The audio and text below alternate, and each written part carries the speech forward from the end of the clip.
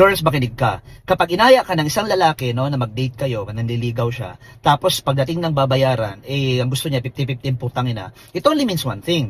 Hindi siya yung provider type. Kasi marami rin akong kilalang mga lalaki na walang-wala sila, pero nagagawa nila ng paraan.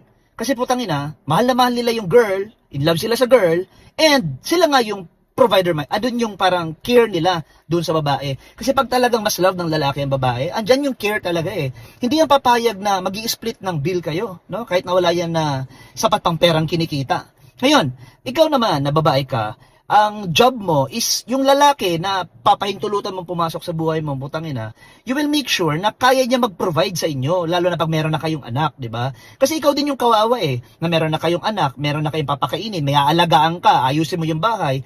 Yung mga times na hindi ka makakapasok sa trabaho, yung lalaki yung gagawa nun, siya yung mag-hunt ng food na magdadala sa iyo ng pagkain, di ba?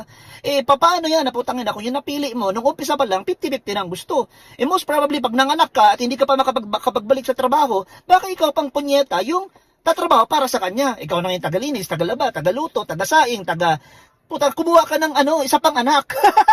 Pag sa trip ka lang ng lalaki, ang gusto niya 50-50. Di yan mag-e-effort gumawa ng paraan ng pang-date niya. Pero kapag ikaw yung baliw na putang ina sa lalaki, puging-pugi ka, ikaw yung sasagot ang date yung putang ina. Panigurado yan, yari ka sa huli.